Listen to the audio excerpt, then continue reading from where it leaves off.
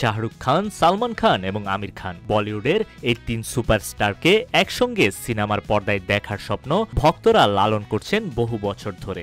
বিভিন্ন সময় সাক্ষাৎকারে তিনজনেই এই প্রশ্নের মুখোমুখি হন, কবে একসঙ্গে কাজ করছেন তারা। সবশেষ মুকেশ আম্বানির ছেলের বিয়েতে একসাথে নাচতে দেখা যায় তিন খানকে, তবে সিনেমার পর্দায় তাদের কখনো একসঙ্গে দেখা যায়নি।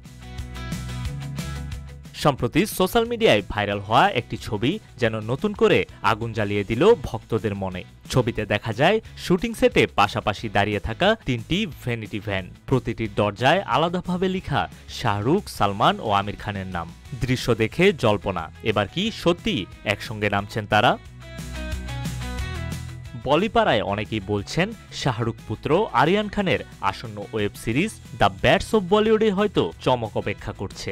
তিন খানকে একই ফ্রেমে আনার কাজ চলছে গোপনে, তবে এটি কি সিনেমা নাকি সিরিজ সেই রহস্য এখনো ঘনীভূত।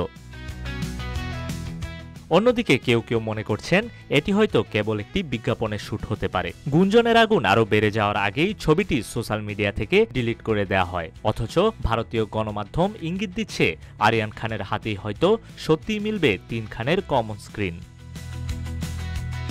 এদিকে তিন খানই তাদের নিজস্ব কাজ নিয়ে ব্যস্ত রয়েছেন। সালমান শুট করছেন বিগ বস 19 আর ব্যাটল অফ গালোয়ান, শাহরুখ এগিয়ে নিচ্ছে কন্যা সুহানার সঙ্গে কিং সিনেমার শুটিং, আর আমির খান বিরতির পর নতুন করে আলোচনায় সিতারা জামিন পারের সাফল্যের পর।